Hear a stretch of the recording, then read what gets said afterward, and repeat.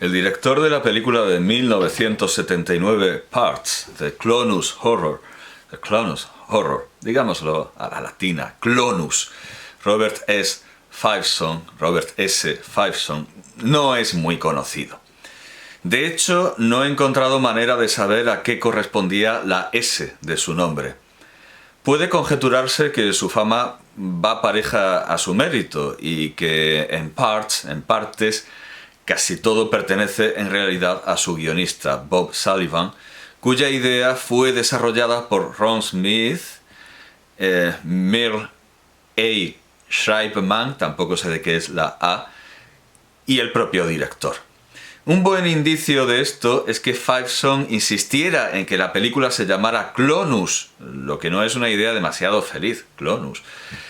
Aunque suena cómico, aunque los distribuidores tampoco encontraron un Perú con su idea de llamarla partes. Desde luego que al final todo acabara en una ensalada de malas ideas con el ridículo título de Parts, The Clonus Horror, no ayuda demasiado a la fama de esta película, a pesar de que ha sido enormemente influyente y de que fue enormemente innovadora.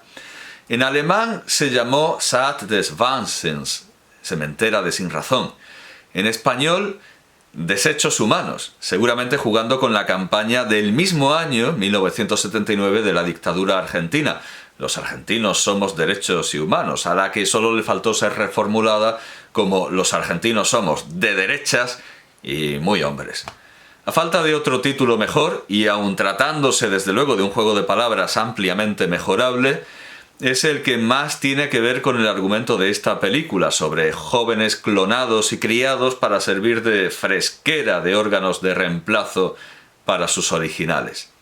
Todo el tinglado lo llevan científicos que improvisan sobre la marcha y mienten diciendo que lo tenían todo planeado y que no hay ningún problema cuando es evidente que los hay a raudales. Lo que nos recuerda Westworld de Michael Crichton de 1973, que en España intentó verterse de manera más poética como Almas de Metal y en Argentina de manera más concreta como El mundo de los robots asesinos. Hay algo cuya incoherencia podemos discutir. Esa granja de órganos se presenta como una utopía fascista en la que se cultiva el deporte, como en Metrópolis de Fritz Lang de 1927, y en la que hay comidas comunales como en Esparta y en los colegios mayores. Como escenarios se escogieron dos instituciones educativas californianas con arquitectura moderna y orientación deportiva, el Colegio Comunitario Moore Park y la Universidad Luterana de California. No se tiene a sus habitantes drogados como en Brave New World, Bravo Mundo Nuevo, es una cita shakespeariana, de Aldous Huxley de 1932, aunque la escribió en el 31, y lo más parecido al Soma es algo que podríamos identificar como Kool-Aid, pero del de verdad, no del disérgico de The Electric Kool-Aid Acid Test de Tom Wolfe de 1968.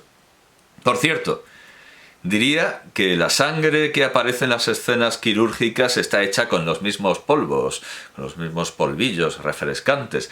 Tiene el mismo color brillante común en las películas de terror y de asesinatos de la época, como las de Dario Argento, mientras que Hitchcock, por contra, había usado sirope de chocolate Hershey en Psycho de 1960. Además, se permite la lectura y el protagonista se va a leer al bosque, como si fuera un perfecto anarca de Ernst Jünger, sacado de The Waldgang de 1951 o de Oimesville de 1977. Aunque, como en Metrópolis y en Brave New World, el protagonista, al estilo del príncipe Siddhartha Gautama, escapa inconforme con una realidad que descubre que no es verdadera. Tiene su despertar, que desde luego no tiene que ver con el despertar de... Bueno, no recuerdo cómo se llama en sánscrito o en pali, ese descubrimiento del dolor, pero al final todo esto tiene un origen tan antiguo como la historia del Buda.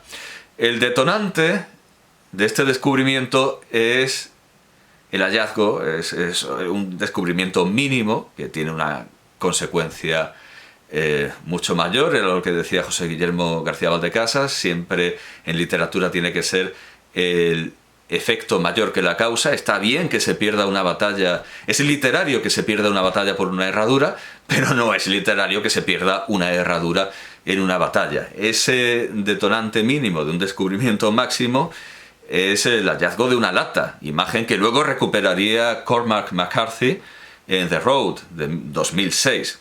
Lo hace, además, intenta escapar en compañía, como en Logan's Run de Michael Anderson de 1976. Es normal que los personajes más inteligentes, que tienen un anillamiento en la oreja distinto del de sus compañeros, además es muy parecido al que luego usaría Piotr Shulkin en Wojna Światów Następne Stulecje de 1981. Es normal que los personajes con anillamiento superior e inteligencia superior quieran escapar, pero los demás tienen aire libre, deporte y QLED. Nada que ver con el mundo controlado por las máquinas al estilo de Earthworm o Earthworm or Over the Range de Samuel Butler de 1872, o Mecanopolis de Miguel de Unamuno de 1913, que está inspirada, que está basada, que la cita directamente, Unamuno cita a Butler. Nada tiene que ver el mundo de Parts con ese mundo controlado por las máquinas que vemos en The Matrix, de los entonces hermanos y ahora hermanas Wachowski de 1999. Ni con la cárcel, muy limpia, pero cárcel de The Island de Michael Bay de 2005, película que copia descaradamente a Parts, aunque no es la única obra que lo hace. También en 2005 se publicó la novela Never Let Me Go de Kazuo Ishiguro, adaptada en 2010 al cine por Mark Romanek.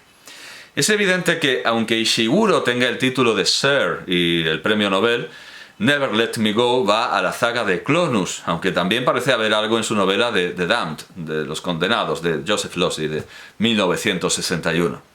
En The Island, de Michael Bay, la isla del título, que curiosamente tiene mucho que ver con la Possibilité d'une île de Michel Houellebecq, de 2005, luego adaptada al cine con dirección de su autor en 2008, se plantea como un paraíso obvio.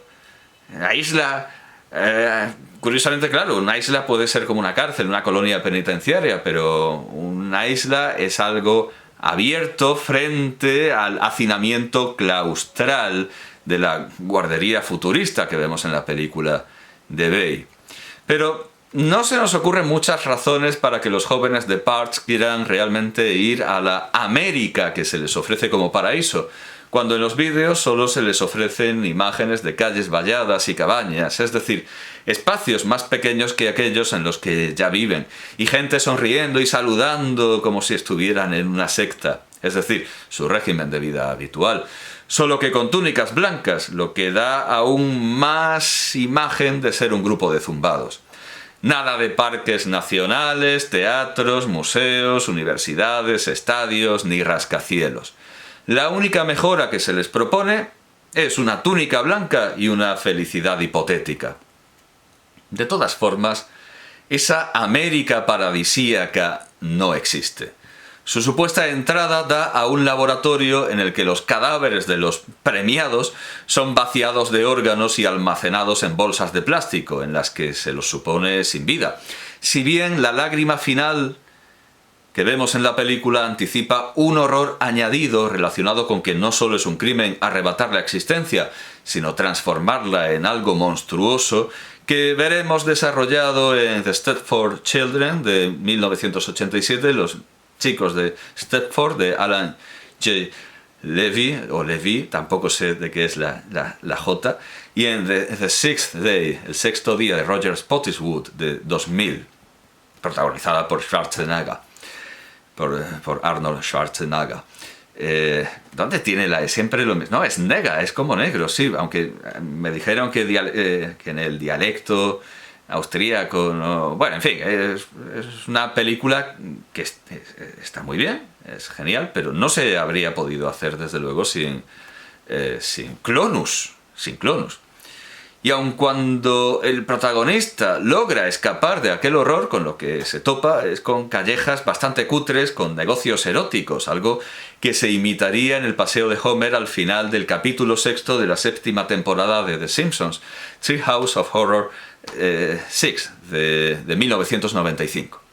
Curiosamente, en el 4º capítulo de la 7ª temporada de Rick and Morty de 2023, que parte de un grito desesperado de un equipo sin ideas que se queda con la primera que logran conjuntar, espaguetis que salen de cadáveres humanos, es que fue literalmente así. Venga, podemos hacer lo que queramos, tenemos libertad creativa, pero claro, no saben nada que hacer.